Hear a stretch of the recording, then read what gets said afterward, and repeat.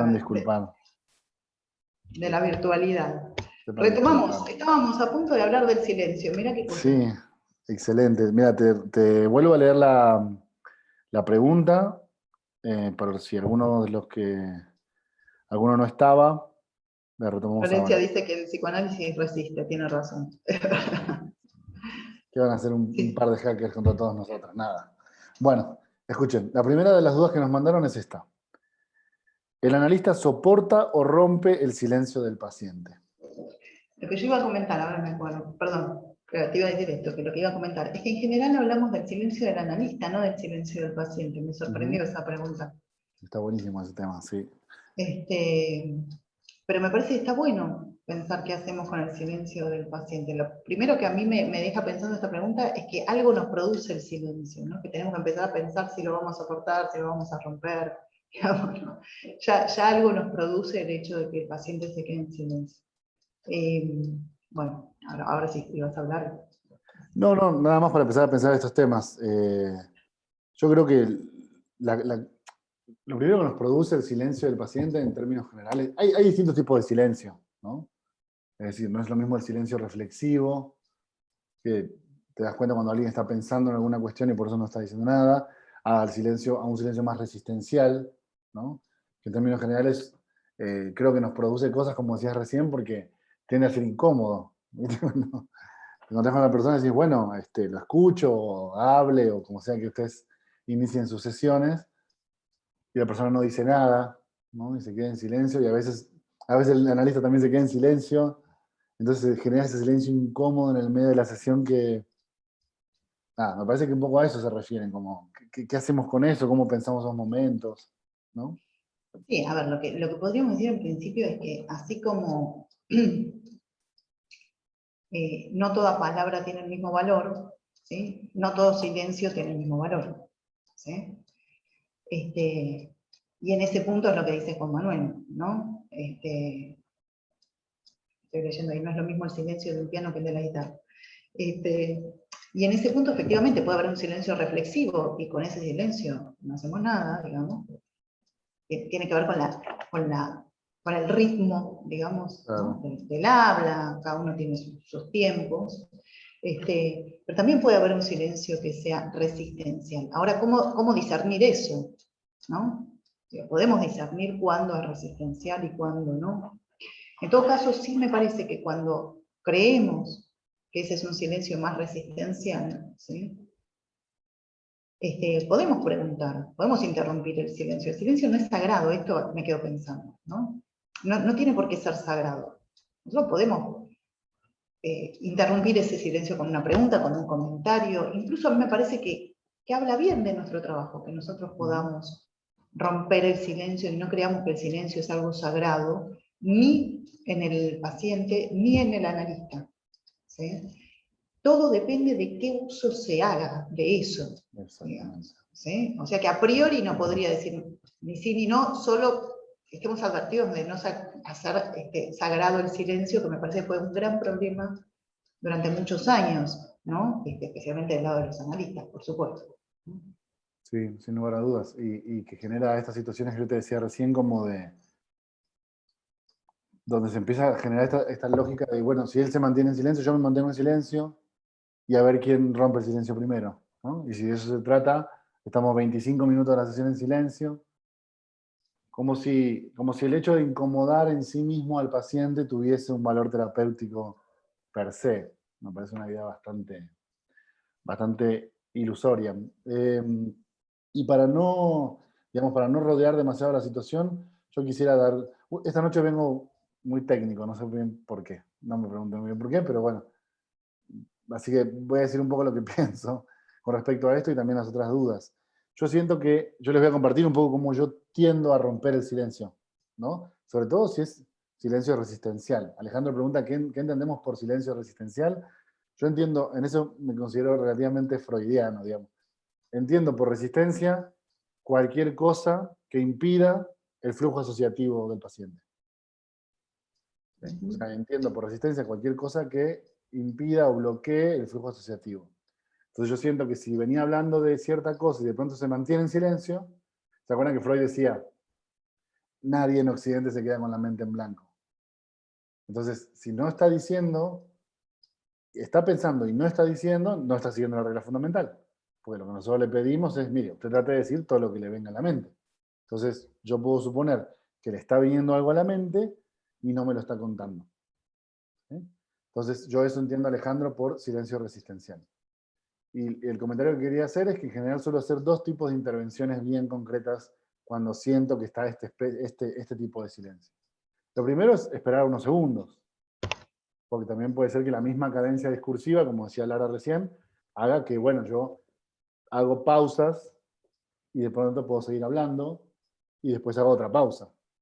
Entonces, si es en el medio de una pausa, esperar unos segundos. Cuando veo que se trata de un silencio de este estilo, trato de reencaminar el análisis a la vía de la asociación libre.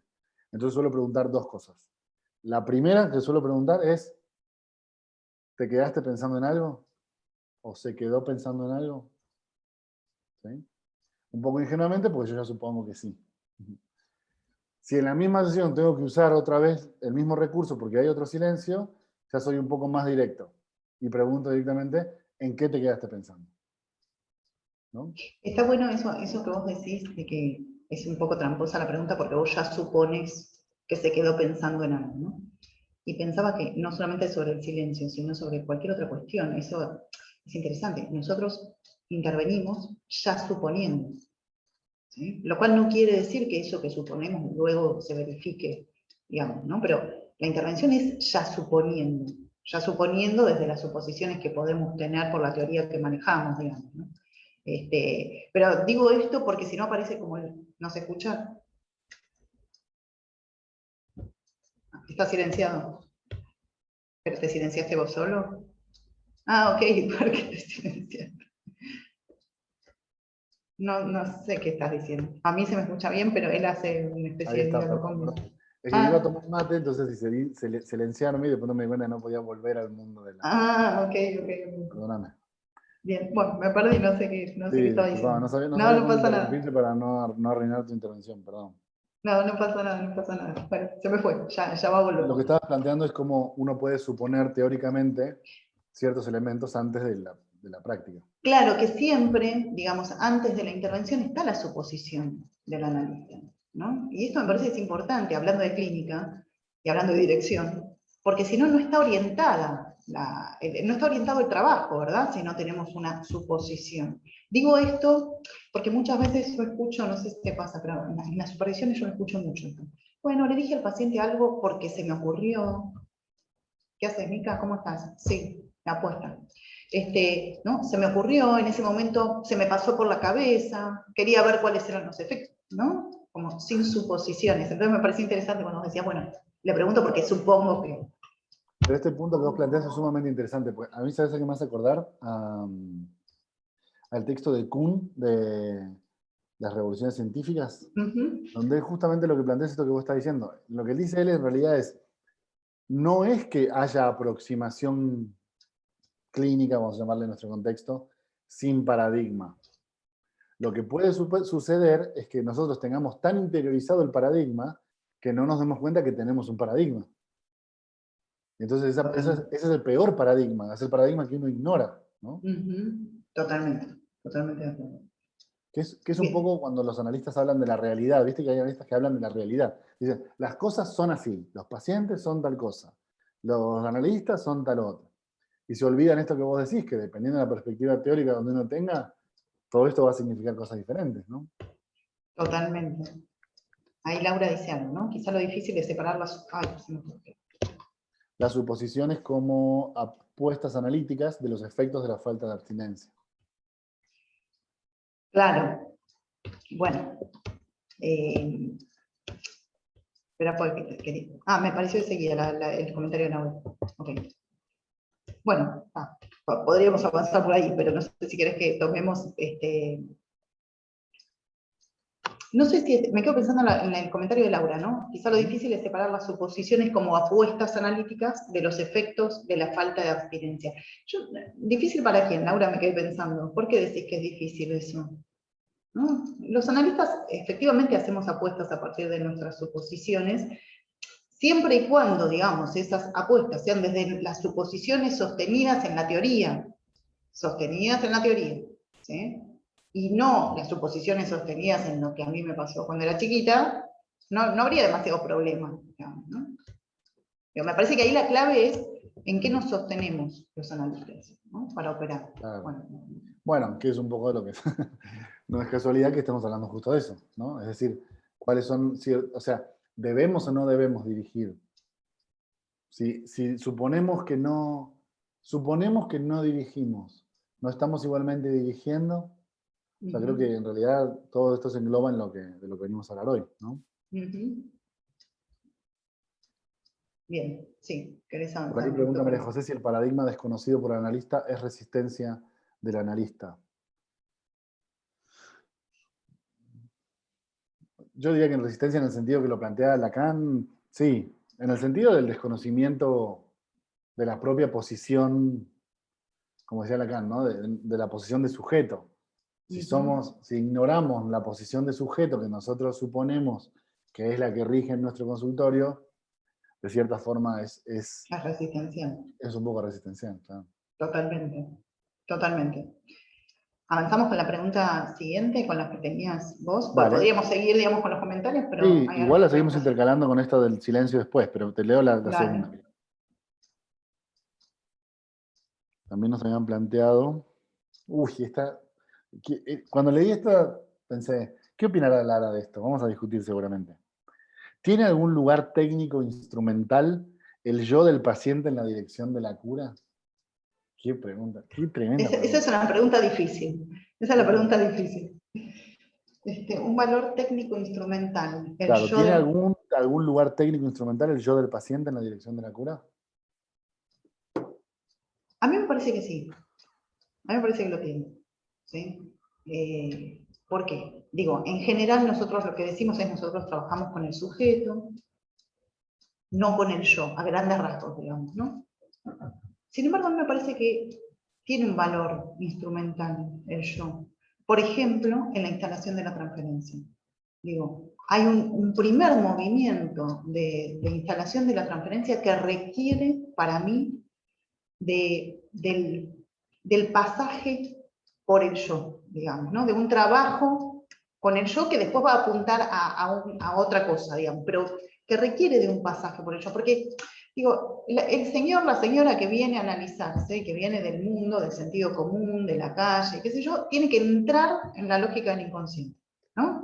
Entonces, ¿cómo es ese pasaje de andar caminando por la vida, entrar en la lógica del inconsciente? Digo, ¿no hay nada en el medio?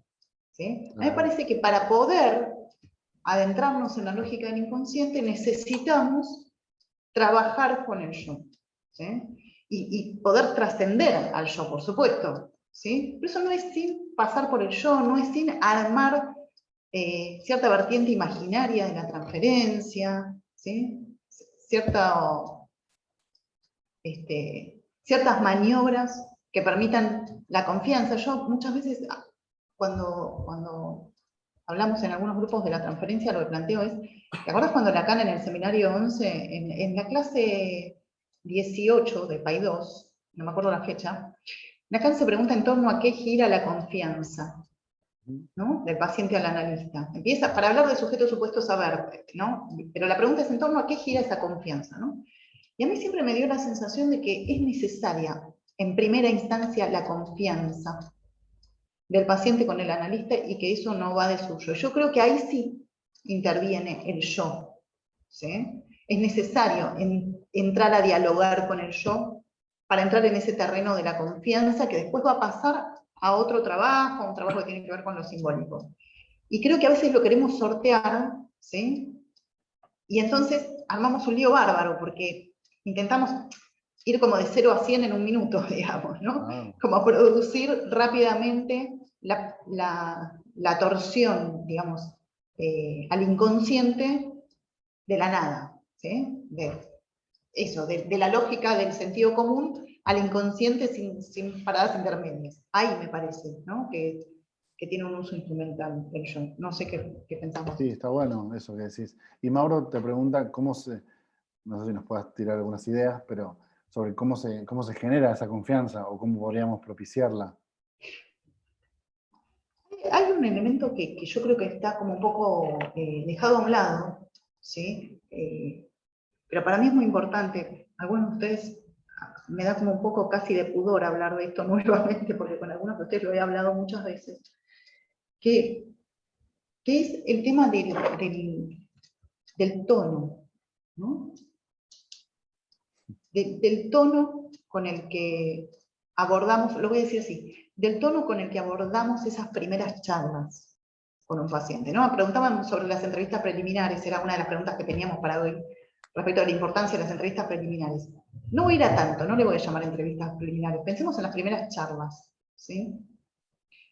Y me parece que es fundamental, no solamente en las primeras, pero quiero tomar ese momento del análisis, me parece fundamental el tono en el sentido de la tonalidad, ¿sí? No solamente el tono de voz, sino la tonalidad, el clima, el modo, ¿sí? Me parece que todo eso hace a la confianza. Si tengo que decir algo que para mí es estratégico, diría, es poder escuchar cuál es el punto donde el paciente se siente no sostenido, ¿sí? No sostenido por el otro, e intentar colocarnos en el lugar oportuno, ¿sí? Digo, mi madre nunca me escuchaba. Bueno, entonces mostrarme disponible a la escucha, ¿sí? Estoy hablando de algo que es un sesgo plenamente imaginario para poder instalar la confianza, ¿no? Mi madre me gritaba cuando yo era chico. Bueno, entonces vamos a hablar en un tono, ¿sí? Digo, poder colocarnos en el lugar que es opuesto al lugar doloroso, diría, ¿sí?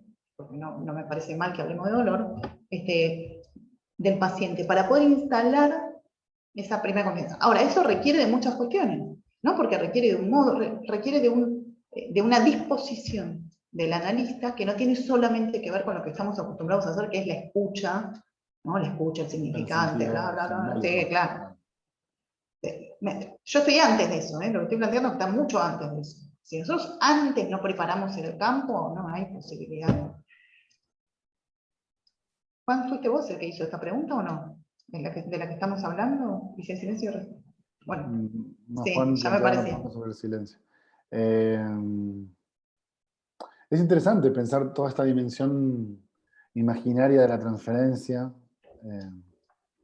A mí lo que me llamaba mucho la atención de la pregunta, y por eso me parecía divertido que lo discutiéramos, es que yo sé que en lacaniano el yo es una mala palabra, ¿no? Es decir, como si hay muchos colegas lacanianos que dicen lo imaginario o dicen lo yoico en un sentido peyorativo, ¿no? Como si fuese algo negativo.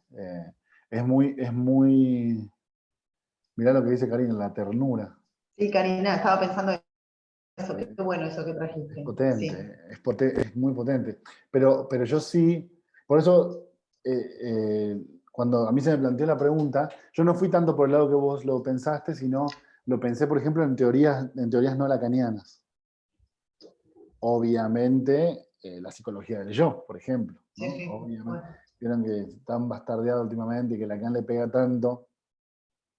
Y como Lacan le pegaba, parece que es más divertido pegarles, o por lo menos es más fácil, ¿no? Pero ellos tienen toda una teoría del área libre de conflicto del yo y del yo como un aliado, como la alianza terapéutica. Y ahí esa dimensión es muy interesante porque, digamos, hay elementos que nosotros a veces no nos planteamos, pero en esto que vos estás diciendo, el hecho de que la gente venga al consultorio y hable, a veces lo damos por supuesto y no tendríamos que darlo tanto por supuesto, porque son elementos sumamente iniciales, es cierto, como dice Lara, pero fundamentales para el desarrollo del análisis. O sea, hay análisis aunque ustedes no lo crean, ¿no? Hay análisis que se interrumpen en ese tipo de momentos. O sea, gente que no es capaz de venir a la sesión. Gente que no es capaz de hablar en la sesión. Entonces hay elementos de esa operatoria que, como bien dice Lara, podría ser estrictamente imaginaria, que son sumamente interesantes para pensar y para discutir. Totalmente. Esto que decía recién, ¿quién decía? Darío. Una cuestión preliminar a la instalación de la transferencia. Claro, Darío. Sí, totalmente. Pero condición para, ¿no? Porque recién Karina hablaba de ternura, de un yo.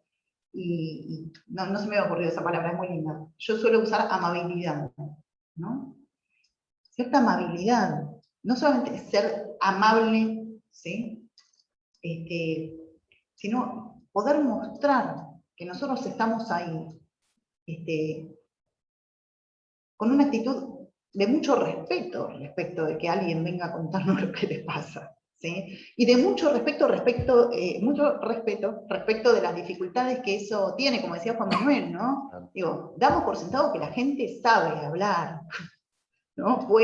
Damos por sentado que puede hablar. La otra vez en una residencia estábamos haciendo una supervisión y una chica decía, no habla la paciente. Y yo le pregunto y no me responde, ¿no? Y uno podría decir, bueno, es que tal vez no pueda, ¿no? O pensar sesiones de muchísima angustia, por ejemplo, ¿no? Imagínate recibir a un paciente o una paciente que apenas llega a sentarse o a saludarte o a decir hola y llora y rompe en llanto, en esos llantos angustiantes.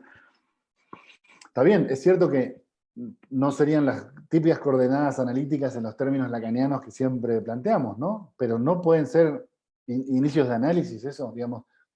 No debe estar el analista de cierta forma preparado para tolerar esa angustia, para alojar esa angustia, para escuchar un poco esa angustia y después producir algo discursivo. A mí me parece toda una dinámica muy interesante también. Sí, totalmente. Yo no creo yo, ¿no? que haya posibilidades de un análisis sin esta previa de la que estamos hablando. ¿Sí? No creo que el análisis se sostenga.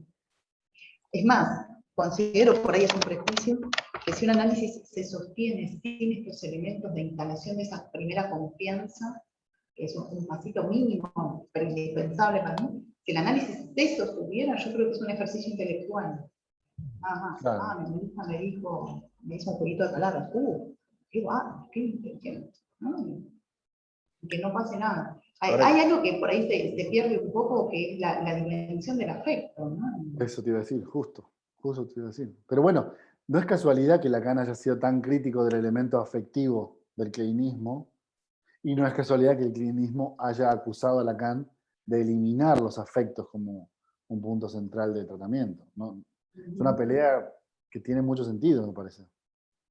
Totalmente. Bueno, ahí tenemos que tomar una posición, ¿no? Porque si hablamos de dirección, tenemos que decidir qué lugar le vamos a dar a los afectos. Un poco lo que estamos planteando es que el afecto tiene un lugar importante, ¿no? En la cura. Muy importante. Para mí es muy importante. No es único, pero es muy importante. Y que un poco en el lacanismo lo que nos ha pasado, digo, nos ha pasado, porque me parece que, qué sé yo, hoy no me pasa, pero me ha pasado en otros momentos, ¿no?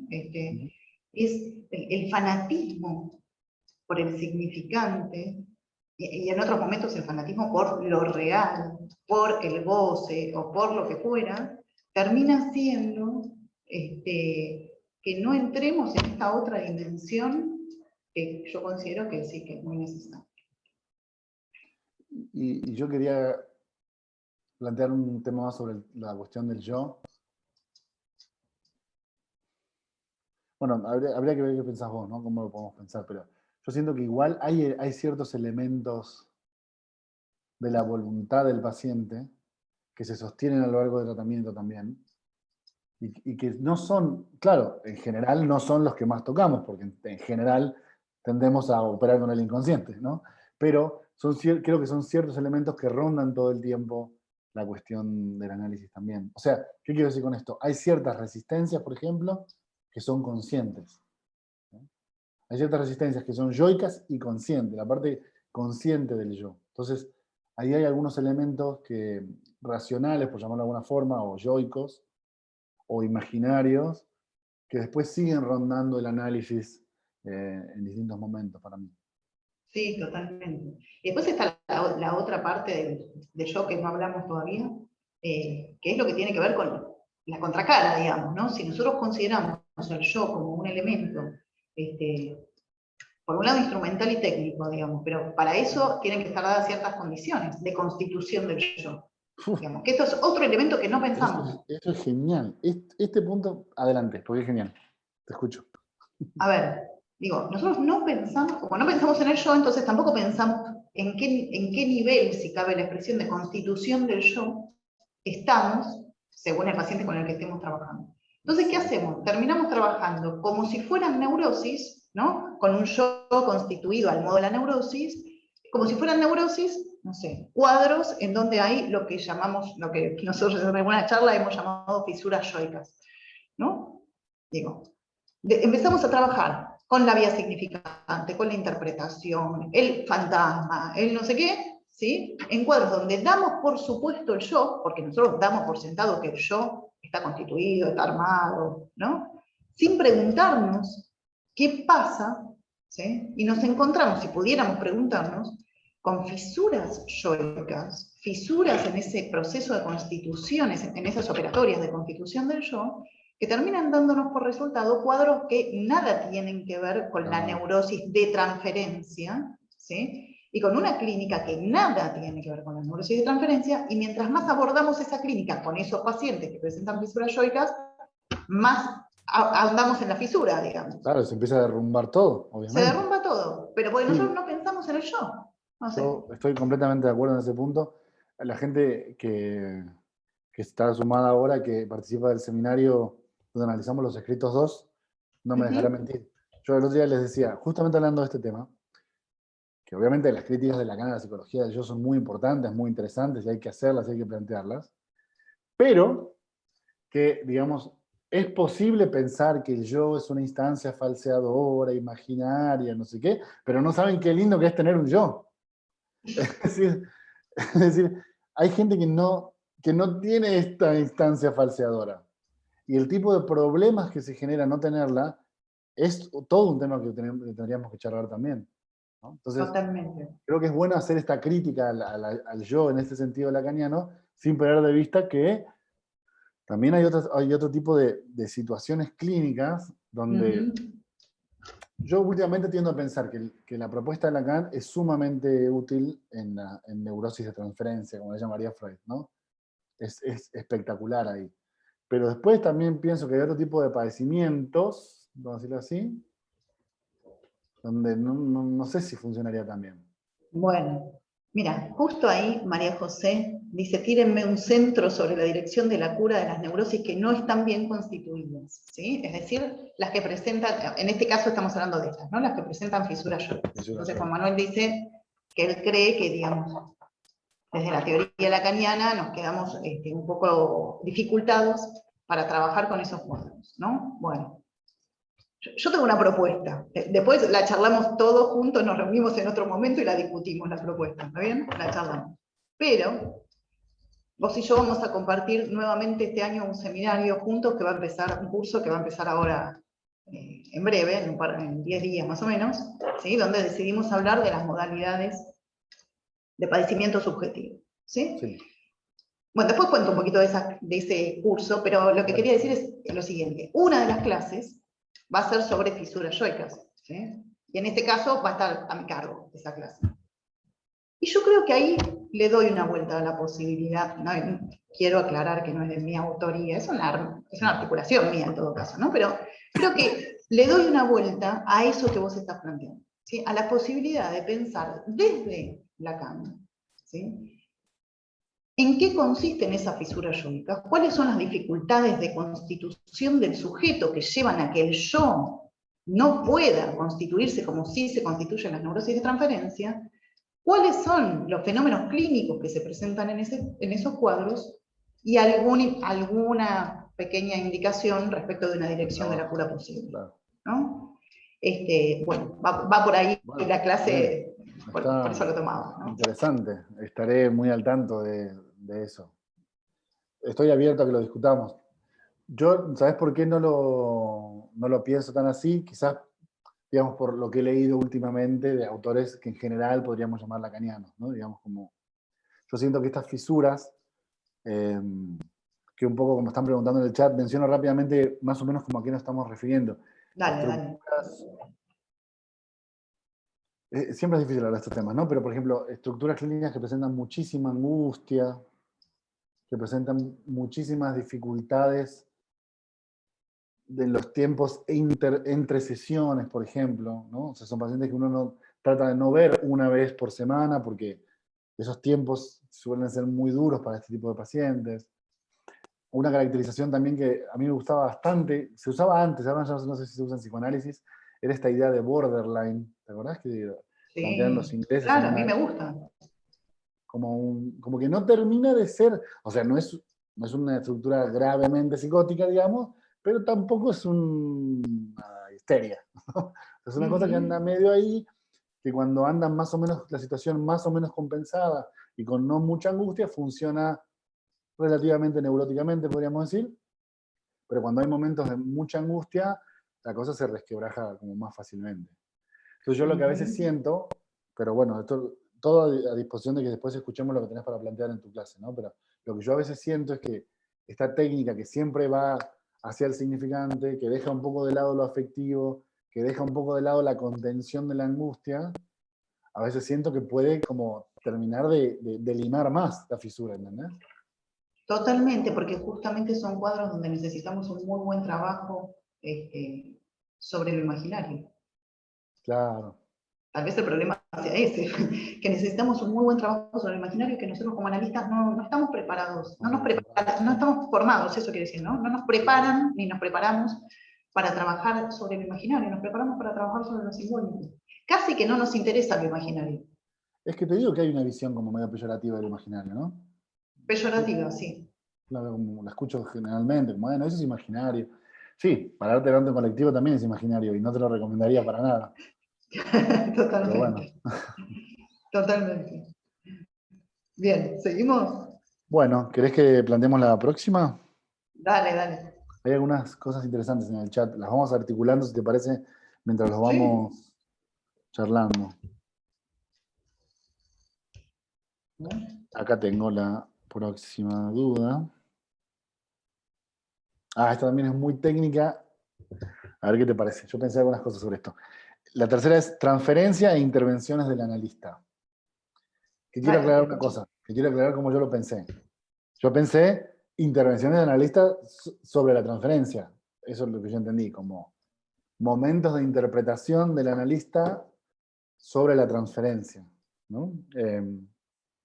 Hace un tiempito hicimos junto a Matías un curso sobre intervenciones, y a mí me tocó hablar de la interpretación en una distinción muy interesante que hace Chegoyen de las interpretaciones actuales, transferenciales y extratransferenciales, ¿no? O sea, cómo podemos interpretar elementos de la vida del paciente donde nosotros no tengamos que ver, o hacer interpretaciones transferenciales, aquellas en las cuales Ujú.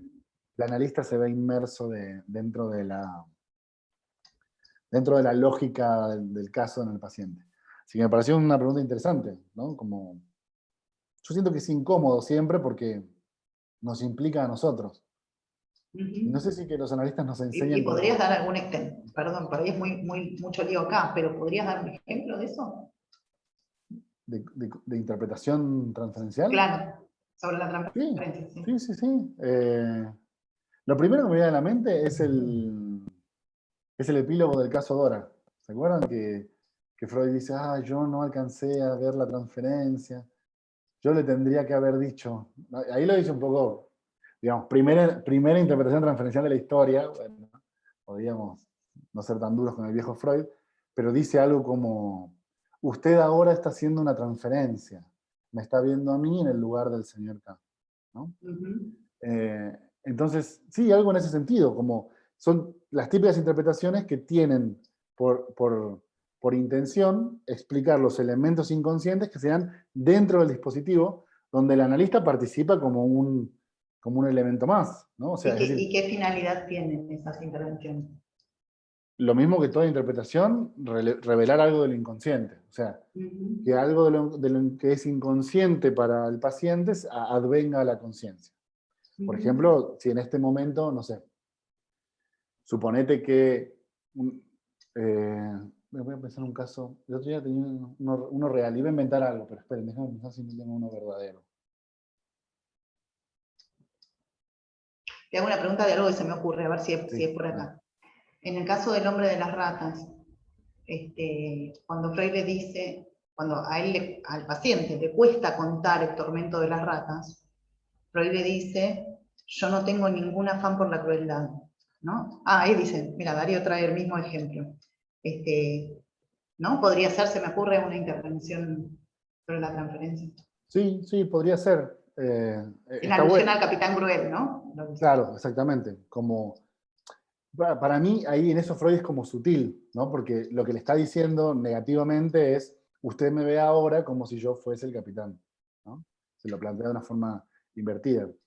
Pero todo ese tipo de intervenciones donde uno vea que de alguna forma la neurosis del paciente está dispuesta sobre el tratamiento, yo pienso que uno lo interpreta, ¿no? Como por ejemplo, cuando un paciente, no sé, te quiere... Por ejemplo, yo me acuerdo muy bien una vez, un paciente que se enojó, yo trabajo en sesiones de duración variable, ¿no? Y un paciente se enojaba porque el horario de su sesión había sido retrasado 5 minutos porque salía el paciente anterior. Y me lo planteó abiertamente, ¿no? Como diciendo, pero ¿eso qué significa? Que entonces el otro paciente para vos es más importante, es más importante escucharlo a él que escucharme a mí. Y para mí, ahí nuestra herramienta nunca tiene que ser la del sentido común, como decías al principio. No, bueno, mire, es que acá son sesiones de oración variable, entonces es así. Yo creo que nuestra herramienta es la interpretación y decirle, o sea, usted lo que me está planteando es a quién yo quiero más, si lo quiero más al otro paciente o a usted, como si en este momento usted se estuviera disputando mi amor con el otro paciente. Así. O sea, yo lo que siento a veces es que es incómodo para nosotros los analistas. A ver, lo voy a decir así. Creo que es más sencillo para nosotros los analistas hacer una interpretación extra transferencial que una interpretación transferencial donde nosotros somos el centro de la cuestión. O sea, es mi amor el que usted se disputa con el paciente de las 3. Plantearlo así abiertamente. No sé si yo fui claro con el ejemplo. Sí, sí, sí, totalmente. Se me venían al recuerdo algunas situaciones, porque estaba mirando un poco las caras de las personas que están acá compartiendo con nosotros, y pensaba, todos hemos tenido seguramente situaciones clínicas como parecidas a esta que vos estás describiendo, y recordaba ciertos planteos que por ahí a más de alguna mujer de acá le han sucedido, que los pacientes suelen hacer respecto de los embarazos de los analistas. Por ejemplo. ¿No?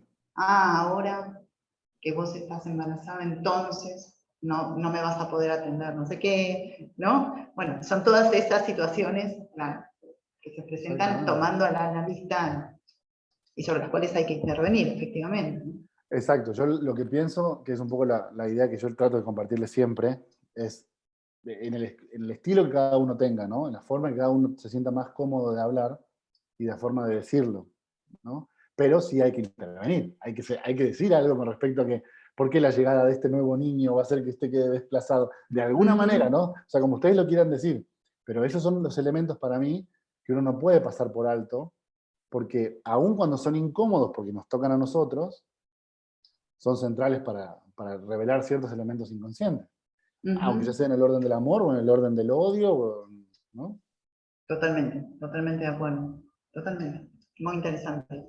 Así que con respecto a esa pregunta, eso, yo me quedé pensando como esas intervenciones transferenciales que a veces se nos dificultan.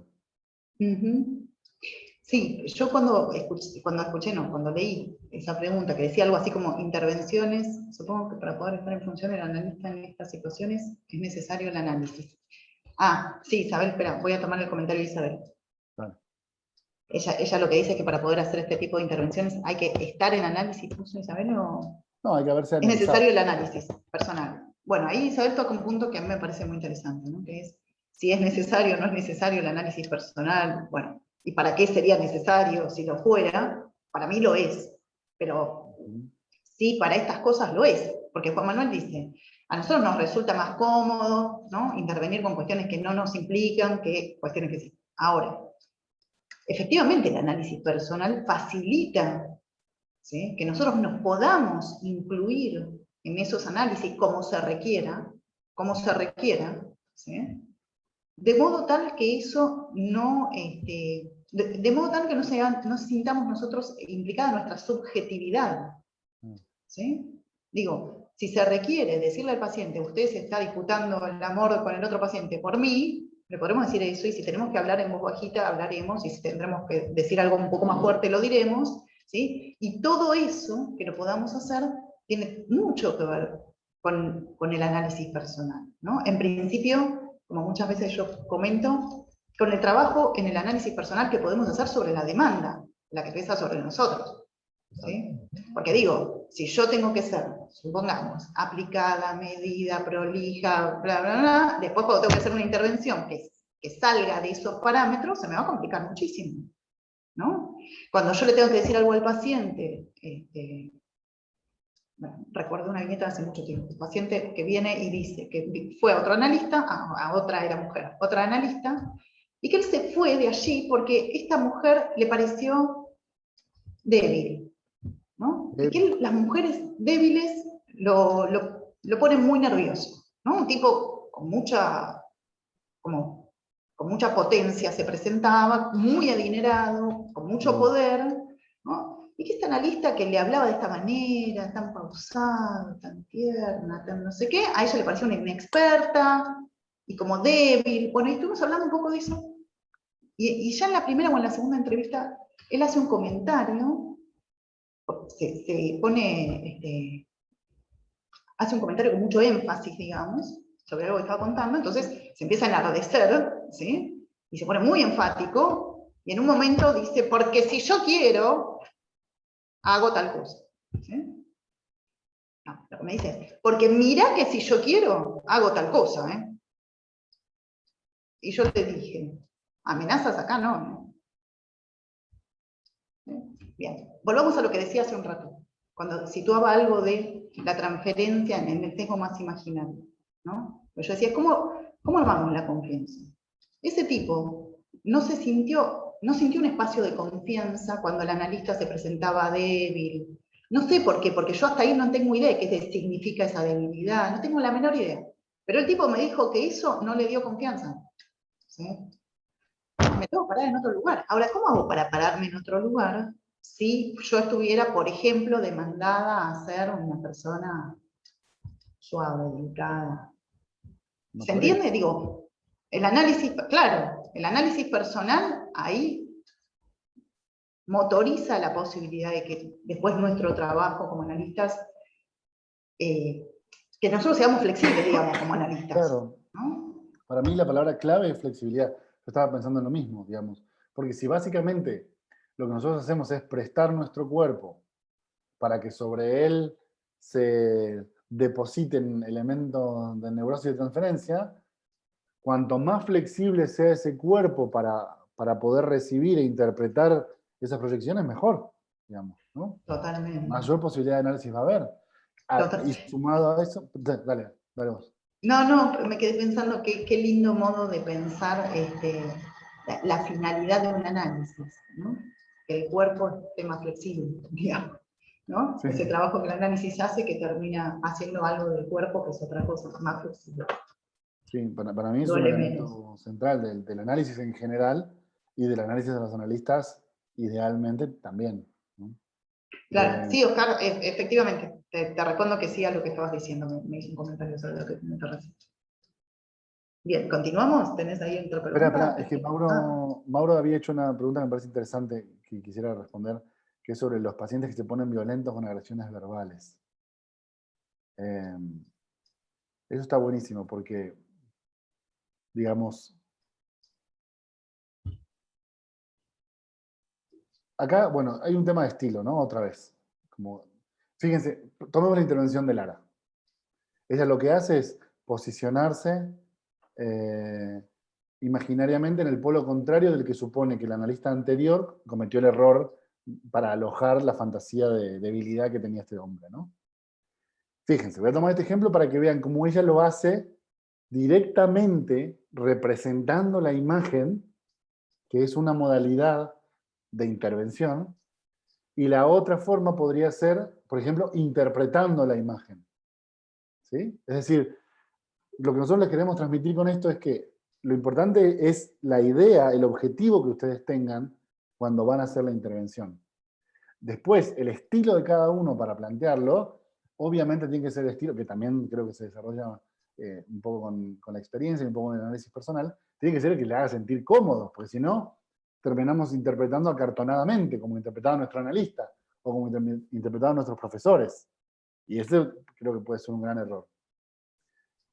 cierro con esto, lo que decía Lara, ustedes pueden hacer la intervención en ese sentido, como diciendo, creo que fue algo así como, acá amenazas no, ¿no? Como bien marcado, que es de alguna forma lo mismo que decir, como que ustedes, por ejemplo, hubieran interpretado algo como, claro, si en este momento, que sería una interpretación más explicativa, ¿no? Si les gusta o no les gusta, yo igual la tiro, ustedes eligen lo que prefieran. Pero claro, en este momento me hace acordar a lo que usted me decía sobre aquella analista débil. Seguramente usted le había gritado algo así, quizás no le dijo nada. ¿Entienden? O sea, el objetivo es el mismo, que es que él entienda que en este punto lo que está haciendo transferencialmente es tratar de amenazarme y tratar de dejarme en un lugar inferior. Ya sea que se le planten, como hace Lara, o que se lo interpreten. Lo que no pueden hacer es amedrentarse y no decir nada, ¿entienden? Porque o sea, eso es antianalítico. Bien, y la posibilidad de no amedrentarse tiene todo que ver con el análisis personal, Sí, ¿no? sin duda. Porque Pero digo, no, es cierto que, perdón, pero me quedo con esto ahora hablamos de esto, de los insultos o las palabras agresivas, no recuerdo cómo era el comentario, sí, ¿no? Ahora lo retomamos, agresiones pero verbales. pensaba, digo, muchas veces situaciones que se generan en la transferencia nos podrían amedrentar. Digo, claro que Obvio, sí, ¿sí? obvio. Y es una cuestión muy recurrente que aparece en las supervisiones. Sí, yo no dije porque tenía miedo, porque me pareció que, porque... Digo, claro, eso nos pasa a todos. Y contra eso tenemos que luchar, digamos, y trabajar, ¿no? Y el análisis personal es un gran lugar. Es re difícil. Y, digamos, en los grados de agresividad que cada uno maneje, ¿no? Porque hay gente que, para la cual decirle al paciente, mire, con eso vamos a dejar por hoy. No, no, no, pero yo quiero agregarle algo. No, no, no, es que con eso vamos a dejar por hoy. Ya le parece suficientemente agresivo, ¿no? El punto creo que está en poder, como les decíamos recién, tener una idea de cuál es el objetivo de la intervención y poder seguir en ese sentido, digamos. Porque más allá de que nosotros prestemos el cuerpo, sabemos que no es un aspecto personal, ¿no? O sea, nuestra única intención es que esté un poco menos loco, para eso estamos acá, no tenemos ninguna otra ambición que esa. Pero a veces para poder lograr eso, tenemos que imponernos en estos sentidos que a veces nos son incómodos a nosotros quizás como personas. No sé si soy claro. Sí, claro, sí, total. Veamos algunos comentarios, ¿qué te parece? Dale, Así dale. de tiempo.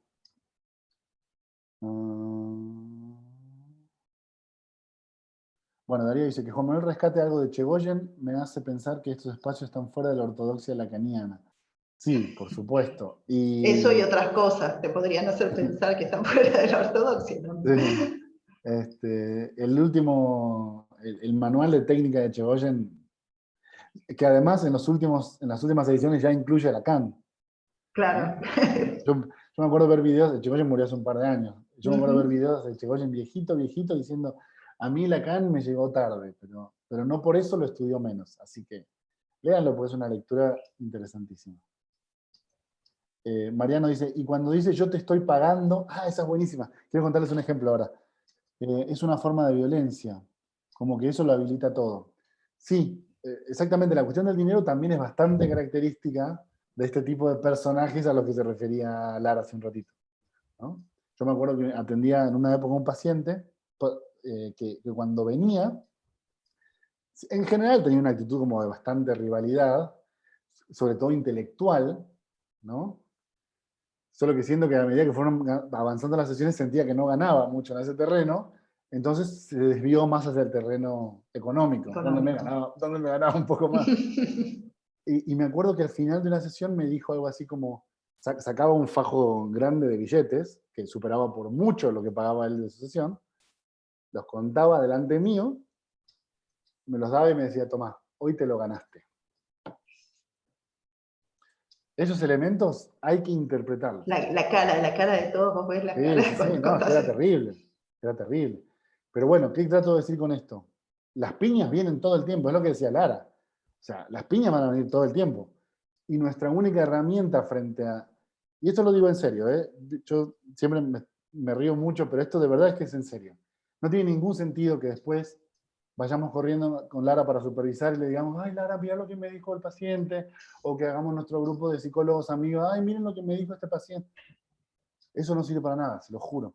Eso solamente sirve para que ustedes estén menos angustiados. Pero no va a hacer que ese hombre esté menos loco. Lo único que va a hacer que ese hombre esté menos loco es que se lo interprete. ¿Sí? Así que en ese punto nuestra única verdadera herramienta frente a los golpes que nos vienen es que podamos interpretarlos. Ay, Karina te pregunta si aceptaste el dinero. Sí, por supuesto que acepté el dinero, sí. Sí. Pero se lo interpreté. Ajá. No en esa sesión, sino a la siguiente. Isabel pregunta cómo se lo interpretaste. Primero, dividí la interpretación en dos partes. Decidí, después de esa sesión, primero una confesión. Cuando me lo dijo así, me pegó, pero me hizo un knockout, por suerte al final de la sesión, porque quedé noqueado. Así que me callé, abrí la puerta y lo dejé ir. Pero de ahí tuve unos días para pensar. Entonces dije, bueno, al final de la siguiente sesión, mencione o no mencione el tema de si lo gané, yo lo voy a mencionar. Entonces termina la sesión, se para, saca el fajo de billetes y empieza a contar. Y yo le dije, hoy me lo gané. Ajá. Se ríe y me dice, sí, sí, te lo ganaste. Me lo da y se va. Y al inicio de la siguiente sesión se lo interpreté directamente. A mí me da la sensación, pero porque yo hago este tipo de, no sé, se pueden disculpar, ¿no? Cada uno lo lleva al estilo que ustedes quieren. Pero yo le dije, a mí me da la sensación que cuando vos me pagás diciéndome que esta vez me lo gané o no me lo gané, estás esperando, estás suponiendo que en realidad el pago de la sesión depende de si yo hice bien mi trabajo o no, y sos vos quien determina si yo hice bien mi trabajo o no. Claro, cuando se lo pones así, por más perverso que sea, te dice, no, doctor, no vaya a pensar eso, es que no sé qué, pero la interpretación ya está lanzada. Porque lo importante, a ver, lo importante no es que a mí me humille o no me humille. Lo importante es que así como me humilla a mí, humilla a los hijos, humilla a la mujer, humilla a los compañeros de trabajo. ¿Entienden? Entonces la interpretación, como decía el viejo Freud, si está bien hecha, desencadena flujo asociativo que te diga, ahora que me lo decís, bla, bla, bla, bla. ¿Sí? Bien, muy bien. Ahí decían, en chiste, decían, billetera mata analista. La que hacía Lacan muy buena, no sé si se acuerdan de esta anécdota del libro Hola Lacan, claro que no. Es un hombre que Ciertamente viaja... no, ¿no? Yo lo tengo como ciertamente no. Yo lo tengo claro que no, porque tengo una versión mexicana. Pero viaja a París, pide una entrevista con Lacan y le dice, doctor Lacan, yo he venido directamente hasta París para analizarme con usted y quiero que sepa que el dinero no es un problema. Y Lacan, que en ese momento había pacientes que le cobraba 200, 300 francos la sesión, le dice, bueno, muy bien, su sesión va a costar un franco. Y ahí le mata esto que decían ustedes, de yo pago por esto. Y un franco paga usted por esto.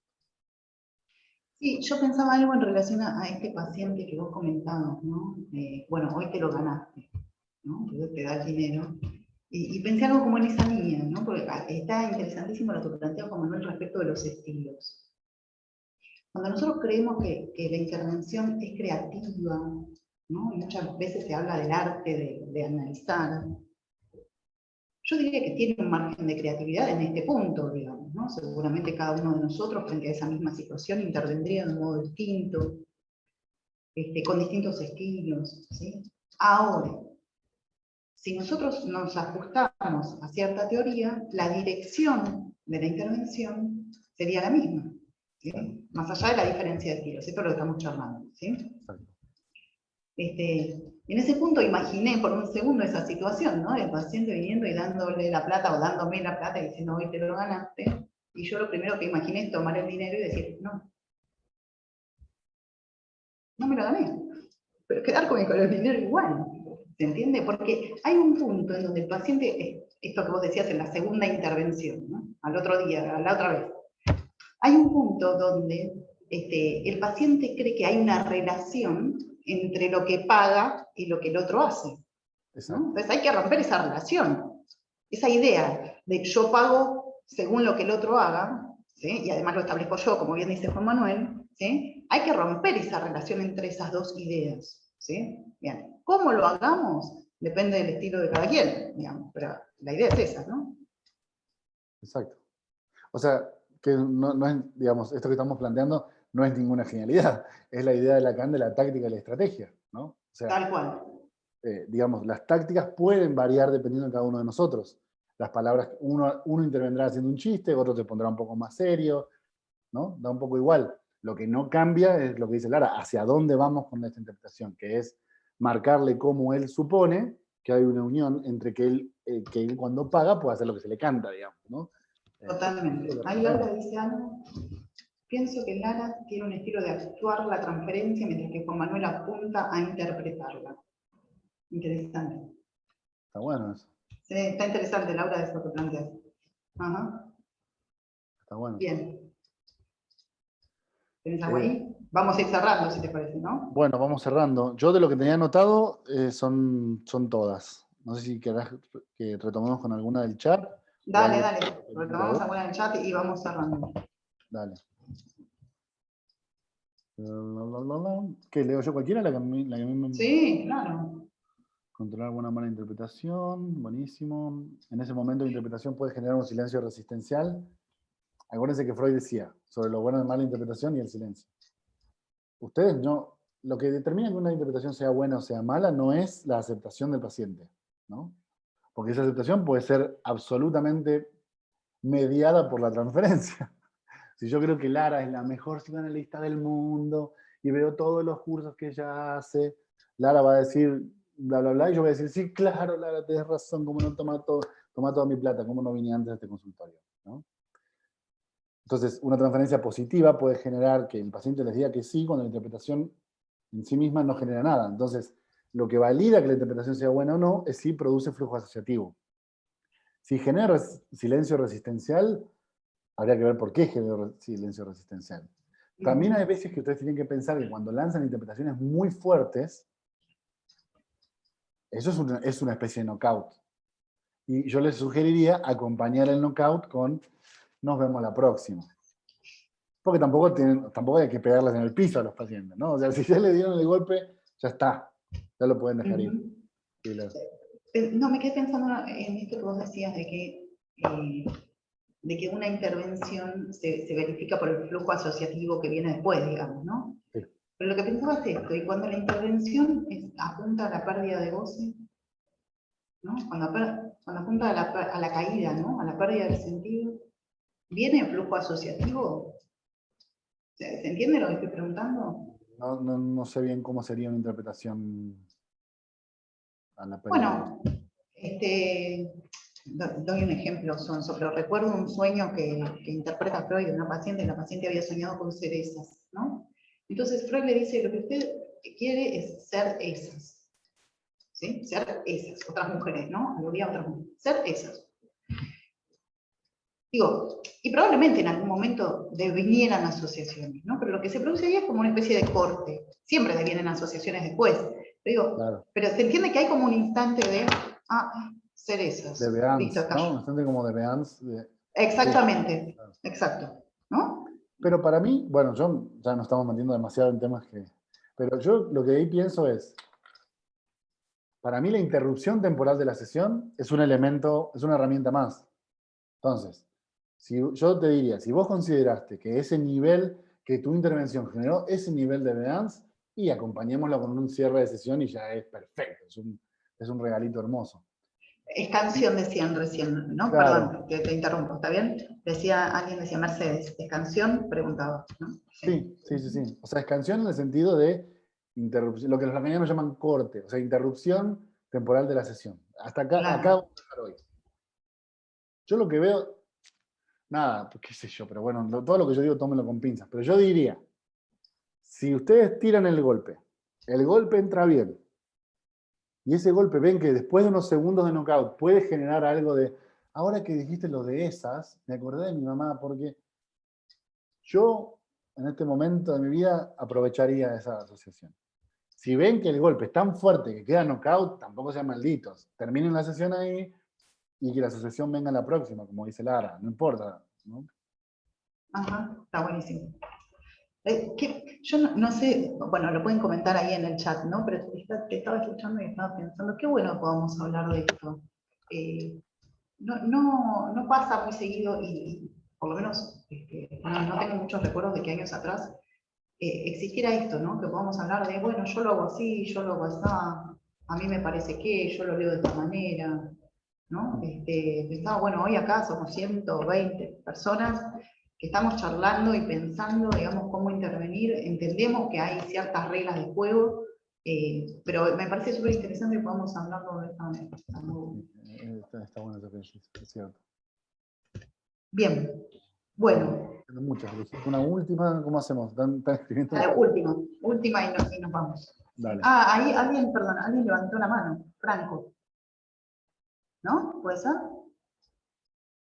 No sé, yo no veo y además no sé cómo habilitar el micrófono. Franco, ¿podrás escribir en el chat? Lo leemos Ahí está, ahí del sí, chat. dice que sí. Ahí dice. Dale, entonces una más y la de Franco y terminamos. ¿Te parece? Dale, dale. Entonces yo leo una de acá arriba y vos lees la de Franco. Dale. Déjame elegir. Este comentario de Alejandro me parece genial. Dice, una ex paciente de Lacan decía que cuando él la interpretaba, daba una cachetada con una mano, pero con la otra también la sostenía. Genialidad. Ah, No se puede haber dicho mejor. Así que eso es todo lo que yo voy a leer. hermoso. Pasamos al siguiente. No escribió, ¿no? Todavía no, debe estar ahí. Bueno, entonces aprovecho rápido y leo otros. Corte de sesión, por lo que aclararon, significa... Yo diferencio en la teoría de Lacan dos cosas. El corte, que para mí tiene que ver con toda la época topológica de Lacan, ¿sí? Seminario 9, seminario 14, esa franja diría yo. Topología en el sentido de topología de superficies, ¿no? Hay corte significa corte sobre la estructura, un corte espacial sobre una estructura, que para mí es una metáfora de lo que trata de explicar que hace en el consultorio, pero bueno, yo a eso le llamaría corte. Para mí la escansión no es un corte de sesión porque está bien que metafóricamente significa lo mismo, ¿no? Como cortar la sesión. Llegamos hasta acá. Pero corte lo pensás más en el orden del corte de superficie. Claro. Sí, para no mezclar, yo le llamo a esta escansión, le llamo la interrupción de la sesión. Interrupción temporal, porque como dice Lara, lo interesante es que después vuelve a venir y vuelve a asociar. La sesión en realidad se hace como una especie de continuo medio raro. Bueno, ahí está la de Franco, ¿querés? A ver, si un paciente al momento de interpretar, esperen que se me va. Si un paciente al momento de interpretar piensa mucho, bueno. Yo te la leo. Sí, por favor, porque se me va. Dice así, si un paciente al momento de interpretar la piensa mucho, ¿cómo saber si le dices la pregunta en qué te quedaste pensando y cuándo contar la sesión, cómo hacer diferencia? Uy, qué difícil te tocó, Leana. No entendí la pregunta, perdón. Pero o sea, si cuando vos le tirás la interpretación, el paciente se queda pensando, ¿cómo saber si preguntarle en qué te quedaste pensando o si mejor terminar la sesión? Ah, ok. Bien. Es muy difícil de responder eso en el aire. Bueno, Franco, nos dejaste con algo complejo.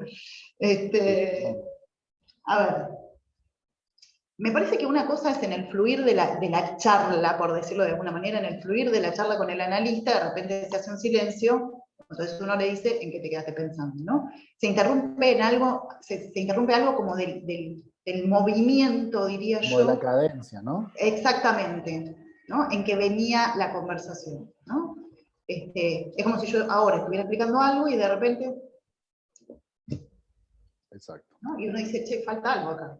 ¿En qué te quedaste pensando? ¿No? Se interrumpe algo de esa cadencia, exactamente. Entonces ahí preguntamos, ¿no? Otra cosa es cuando ese silencio no aparece como interrupción de cadencia, sino, por ejemplo, aparece después de una intervención. ¿Sí?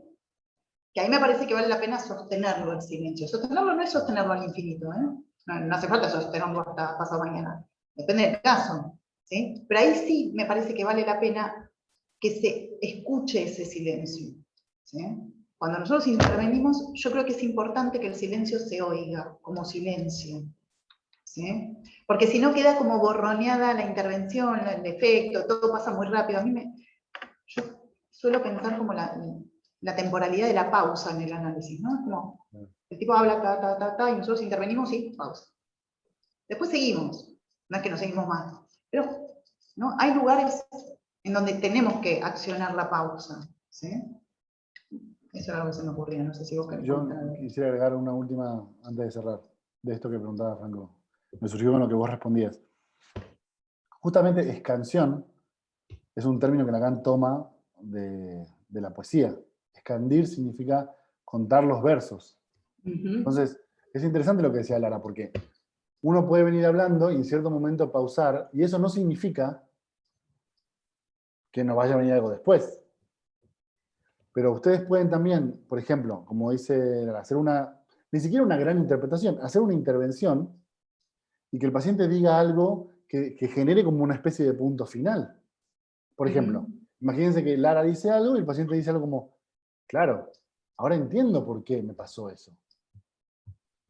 Bueno, ahí yo aprovecharía para decir, bueno, si usted entendió, vamos a dejar acá. ¿No? Como diciendo, ahí no hay una interrupción de la cadencia, sino más bien es como si hubiéramos llegado a un punto final. Lo interesante es que no importa tanto qué hora es, sino que este es un punto final. Entonces con eso Totalmente. Totalmente. Bueno, quiero decir un par de cosas. Una que quiero decir es, les agradecemos muchísimo a todos que hayan compartido este espacio, que nos hayan hecho el aguante con que se cayó el link y pudimos rearmar. Esa es la primera.